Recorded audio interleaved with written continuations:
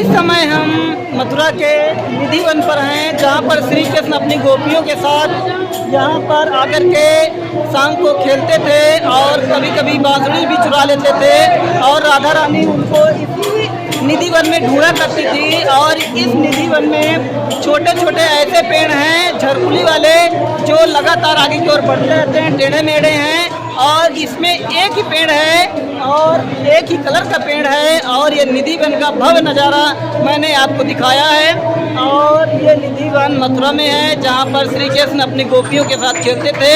आपको यह निधि वन का वीडियो कैसा लगा हमें कमेंट के माध्यम से ज़रूर बताएं। और ये भव्य नज़ारा निधि वन का है और निधि वन इतना सुनहरा है कि यहाँ पर लाखों भक्त डेली आते हैं। तो आप भी आएँ, निधि वन के दर्शन करें और राधा रानी के दर्शन करें, जिससे आपका जीवन भी साकार हो।